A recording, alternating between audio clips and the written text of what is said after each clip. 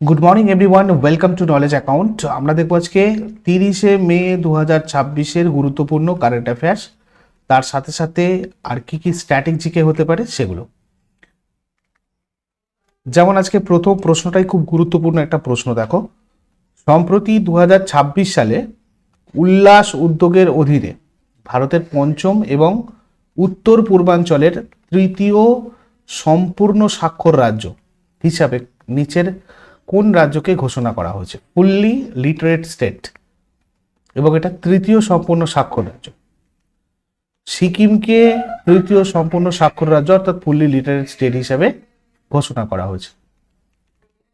সিকিম রাজ্যকে আনুষ্ঠানিকভাবে দেশের একটা সম্পূর্ণ স্বাক্ষর রাজ্য হিসেবে ঘোষণা করা হয়েছে, এবং এটা রাষ্ট্রপতি দ্রৌপদী মুর্মু গ্যাংটকে সিকিম ইউনিভার্সিটির সমাবর্তন অনুষ্ঠানে ঘোষণা করেছেন। সিকিম এই গৌরবময় সাফল্য অর্জন করেছে ভারত সরকারের উল্লাস অর্থাৎ understanding of life long learning for all in society এই উদ্যোগটার অধীনে। এই কৃতিত্বের পর সিকিম ভারতের পঞ্চম সম্পূর্ণ স্বাক্ষর রাজ্য হওয়ার গৌরব অর্জন করল। উত্তর পূর্ব ভারতের মধ্যে তৃতীয়, আর আমাদের ভারতের মধ্যে পঞ্চম সম্পূর্ণ স্বাক্ষর রাজ্য। এই পাঁচটা রাজ্য হচ্ছে মিজোরাম, ভারতের মধ্যে এই গৌরব অর্জনকারী প্রথম রাজ্য, তারপরে গোয়া, ত্রিপুরা, হিমাচল প্রদেশ এবং সিকিম। আর এই উল্লাস উদ্যোগটা কি? দেখো, উল্লাস হচ্ছে ভারত সরকারের নবভারত সাক্ষরতা কার্যক্রম। নবভারত সাক্ষরতা কার্যক্রম যে কার্যক্রমটা ছিল তার একটা বিশেষ অংশ উল্লাস।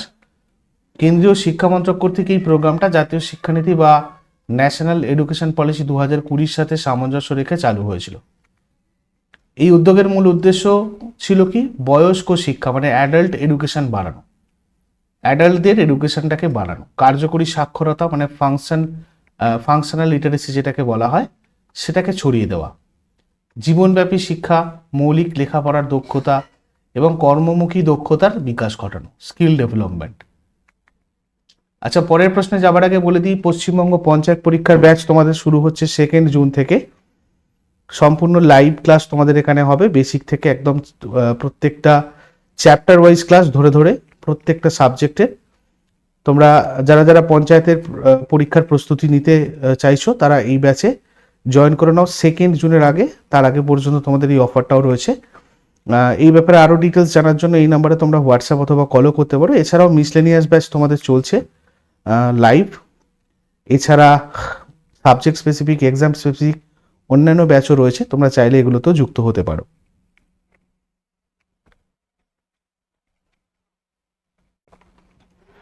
পরের প্রশ্ন দেখব, মে 2026-এ কোন দেশ তাদের মানে প্রথম পারমাণবিক বিদ্যুৎ কেন্দ্র নির্মাণের জন্য রাশিয়ার রাষ্ট্র পারমাণবিক সংস্থা রসাটম এর সাথে $16.5 বিলিয়ন একটা চুক্তি স্বাক্ষর করেছে? তো এটা করেছে কাজাকিস্তানের সাথে। $16.5 বিলিয়ন একটা চুক্তি স্বাক্ষর করেছে।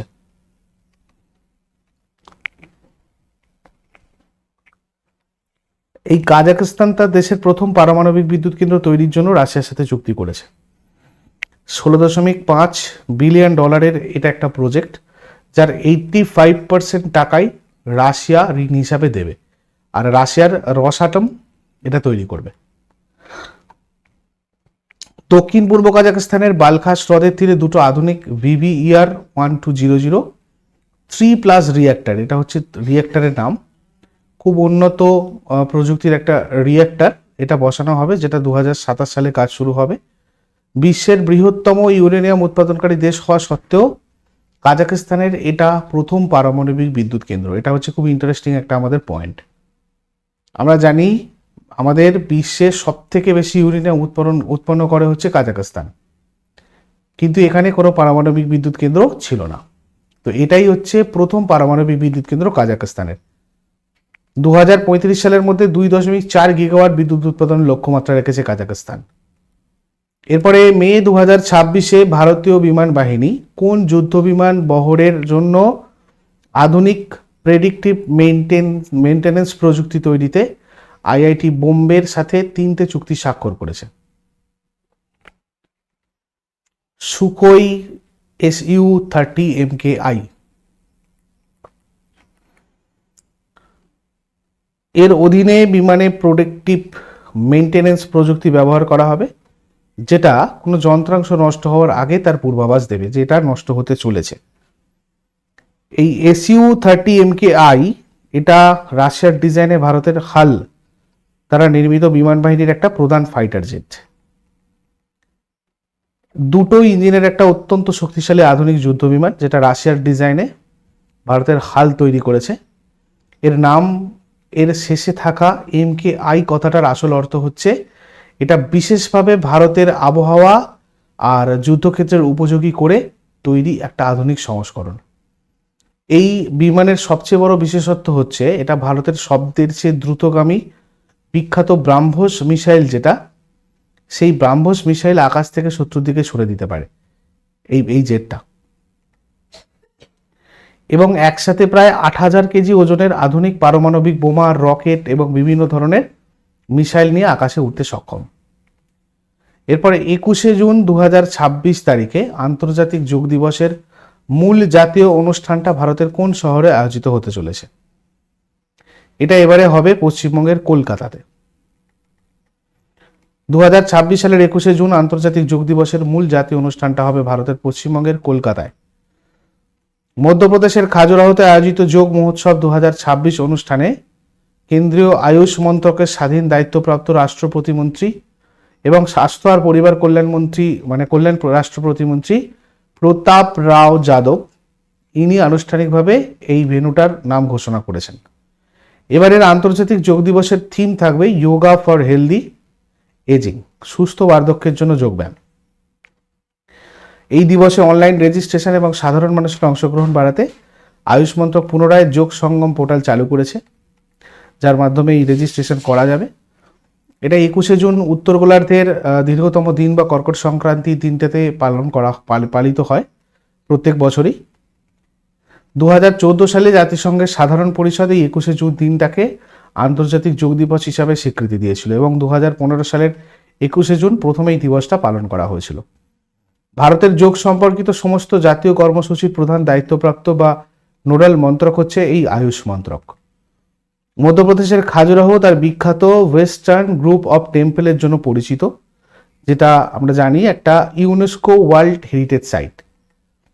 এরপরে বিশ্বব্যাপী শান্তি, একতা এবং উন্নয়নকে ত্বরান্বিত করতে ফুটবলের প্রভাবকে স্বীকৃতি জানাতে জাতিসংঘ প্রতি বছর কোন দিনটাকে বিশ্ব ফুটবল দিবস হিসাবে পালন করে? 25শে মেটাকে বিশ্ব ফুটবল দিবস হিসাবে পালন করে। শান্তি, কূটনীতি, স্বাস্থ্য, একতা, উন্নয়ন এবং নারী আর মেয়েদের ক্ষমতায়নে ফুটবলের বৈশ্বিক প্রভাবকে স্বীকৃতি জানাতে এই দিনটা উদযাপন করা হয়। 2024 সালের 7 মে জাতিসংঘের সাধারণ পরিষদ এই রেজলিউশন রেজলিউশন 78/281 এটা গ্রহণ করে, যার মাধ্যমে প্রত্যেক বছর 25শে মে বিশ্ব ফুটবল দিবস পালন করা হয়। আর বিশ্বব্যাপী ফুটবলের প্রচার আর প্রসারে বিশ্ব ফুটবলের নিয়ামক সংস্থা কন্ট্রোল করে যে ফিফা, এবং বিভিন্ন আঞ্চলিক আর জাতীয় ফুটবল ফেডারেশনগুলোর গুরুত্বপূর্ণ ভূমিকাকে এই প্রস্তাবে বিশেষভাবে স্বীকৃতি দেওয়া হয়েছে, যেটা প্রত্যেক বছর করাও হয়। 25শে মে 2024 তারিখে প্রথম পালন করা হয়েছিল। এরপরে কেন্দ্রীয় মন্ত্রী ডক্টর বীরেন্দ্র কুমার তফসিলি জাতি শিডিউল কাস্ট কল্যাণ প্রকল্পগুলোর তদারকি করার জন্য PM আজায় পোর্টাল চালু করেছেন। এই PM আজায় প্রকল্পটার ফুল ফর্ম কি?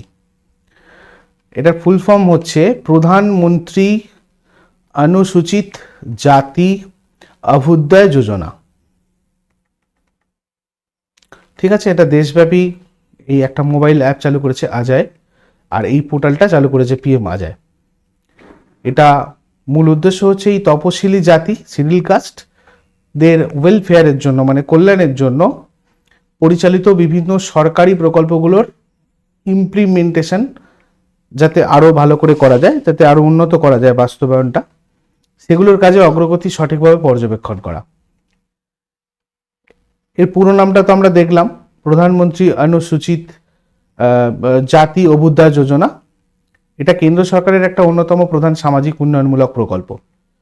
তফসিলি জাতিভুক্ত মানুষের আর্থ সামাজিক উন্নয়ন ঘটনাটাই এটার মূল লক্ষ্য। এরপরে মে 2026-এ এশিয়ান ইনফ্রাস্ট্রাকচার ইনভেস্টমেন্ট ব্যাংক পশ্চিম এশিয়া সংকটে ক্ষতিগ্রস্ত দেশগুলোর খাদ্য আর জ্বালানি নিরাপত্তা নিশ্চিত করতে কত বিলিয়ন ডলারের energy, food security and economic resilience facility চালু করেছে? 10 বিলিয়ন মার্কিন dollar. Asian infrastructure investment bank পশ্চিম এশিয়া সংকটের মানে ওয়েস্ট এশিয়া যে কনফ্লিক্ট চলছে সেই কারণে ক্ষতিগ্রস্ত সদস্য দেশগুলোকে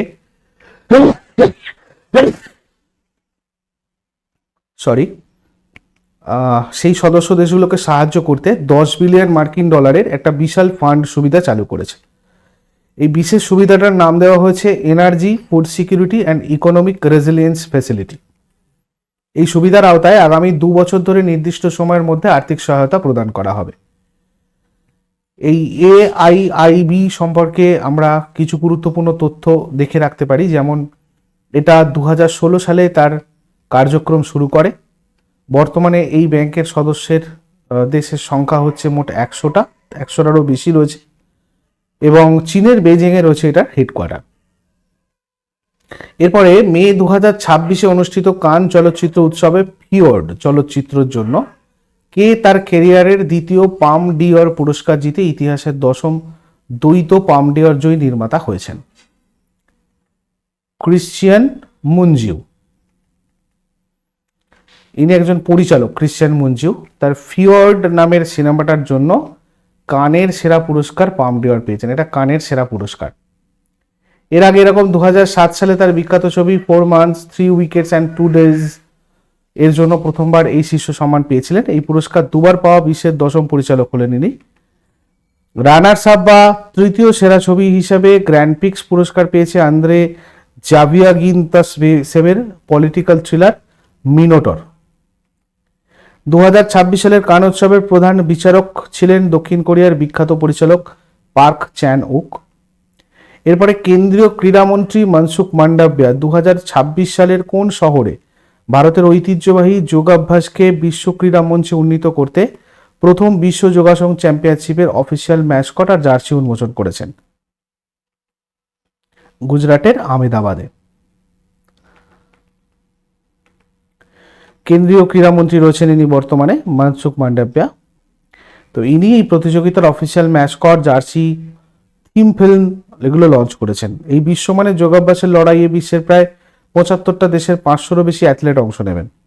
এই যোগকে কেবল ব্যায়াম বা সাধনা হিসাবে না রেখে এটা মানে একটা আন্তর্জাতিক প্রতিযোগিতামূলক খেলা হিসাবে প্রতিষ্ঠিত করাই এই ইভেন্টের মূল লক্ষ্য।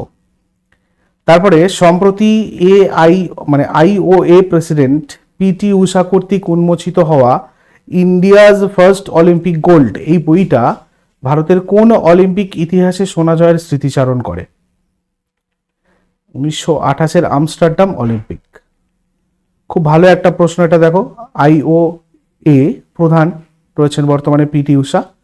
তো তিনি অলিম্পিকে ভারতের হকি ইতিহাসের উপর লেখা ইন্ডিয়াস ফার্স্ট অলিম্পিক গোল্ড বইটার উন্মোচন করেছেন, যেটা 1928 সালের আমস্টারডাম অলিম্পিকে ভারতীয় পুরুষ হকি দলের জেতা দেশের প্রথম অলিম্পিকে সোনার পদক জেতার গল্প বর্ণিত রয়েছে, মানে বর্ণনা করেছে যে বইটা।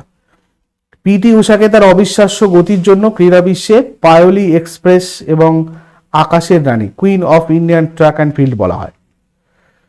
IOA এর প্রেসিডেন্ট মানে যদি দেখা যায়, মানে আমাদের ইন্ডিয়ান অলিম্পিক অ্যাসোসিয়েশনের ইতিহাসে প্রথম মহিলা প্রেসিডেন্ট হিসেবে তিনি দায়িত্ব পালন করছেন। ইনি 1985 সালে পদ্মশ্রী পেয়েছিলেন এবং 1983 সালে অর্জুন পুরস্কার পেয়েছিলেন। এরপর আগের দিনের হোমওয়ার্কগুলো দেখে নাও। ভারতের 2027 সালে জনগণনার জন্য সরকার কোন টোল ফ্রি হেল্পলাইন নাম্বার চালু করেছেন? এটা হয়ে যাবে 1855 সালে। আর 2026 সালে ISSF জুনিয়র ওয়ার্ল্ড কাপে কোন দেশ পদক তালিকার শীর্ষে রয়েছে?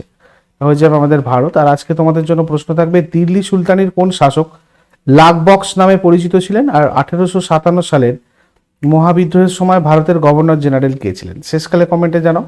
চট করে আগের দিনের গুলো কুইক রিভাইজ করে নেব। যারা যারা লাইভে রয়েছে অ্যান্সার করার চেষ্টা করো। 29 মে 2026 এর রিভিশন কি ছিল দেখো। কোন রাজ্য জনভাগিদারি সবসে দূর সবসে পেহেলে অভিযানটা চালু করেছে? এই অভিযান চালু করেছে ছত্তিশগড়। লোকসভার স্পিকার ওম বিড়লা কর্তৃক সম্প্রতি গঠিত নারী ক্ষমতায়ন কমিটি এর চেয়ারপারসন হিসেবে কাকে নিযুক্ত করা হয়েছে? ডক্টর দুর্গবতী পুরন্দেশ্বরী। পঞ্চম এশিয়া কাপ ব্রিজ চ্যাম্পিয়নশিপ 2026 কোন রাজ্যে আয়োজিত হবে? গোয়া। 28 মে 2026 তারিখে রাষ্ট্রপতি দ্রৌপদী মুর্মু ভারতের 15তম রাজ্য পুলিশ বাহিনী এবং উত্তর পূর্ব ভারতের তৃতীয় পুলিশ বাহিনী হিসাবে কাকে সর্বোচ্চ সম্মান প্রেসিডেন্টস পুলিশ কালারে ভূষিত করেছেন? সিকিম পুলিশ। 5 জুন 2026 তারিখে নিউ ইয়র্কে জাতিসংঘের সদর দপ্তরে কোন দুই ভারতীয় বীর শান্তি সৈন্যকে মরণোত্তর ড্যাগ হ্যামারশেল্ড মেডেল প্রদান করা হবে? ল্যান্স হাবিলদার হরভজন সিং এবং নায়েব সুবেদার সুজিত কুমার প্রধান। 27 মে 2026 তারিখে ইন্দিরা মহিলা শক্তি স্কিমের অধীনে কোন রাজ্যে ভারতের প্রথম মহিলা স্বনির্ভর গোষ্ঠী দ্বারা পরিচালিত 1 মেগাওয়াট ক্ষমতার সৌর বিদ্যুৎ প্রকল্প চালু করা হয়েছে? তেলেঙ্গানা। ভারতীয় বিমান বাহিনীর প্রথম মহিলা C-17 কোয়ালিফাইড ফ্লাইট ইনস্ট্রাক্টর কে হয়েছেন? সানিয়া। 79তম বিশ্ব স্বাস্থ্য সভা কোথায় আয়োজিত হবে? সুইজারল্যান্ড। ভারতের প্রথম বাণিজ্যিক মিনি আর মাইক্রো এলইডি ডিসপ্লে ফ্যাক্টরি কোথায় স্থাপিত হচ্ছে? ধোলেরা। 2026 সালের মে মাসে ভারতের মহাসাগর ভিশনের অংশ হিসাবে দ্বিপাক্ষিক সামুদ্রিক সহযোগিতা বাড়াতে ভারতীয় নৌবাহিনীর কোন যুদ্ধ জাহাজটি মায়ানমারের ইয়াঙ্গুন বন্দরে পৌঁছেছে? INS সোনায়না। এগুলো ছিল আগের দিনের প্রশ্ন। ইউজফুল বলে মনে হলে অবশ্যই সবাই লাইক করো, আর প্রতিদিন সকাল 6টার সময় ডেলি কারেন্ট অ্যাফেয়ার্সের আপডেটের জন্য নলেজ অ্যাকাউন্টকে ফলো করে রাখো, সাবস্ক্রাইব করে বেল আইকন প্রেস করে রাখো। নেক্সট ক্লাসে আবার সবার সাথে কথা হবে। Thank you so much, take care, have a great day.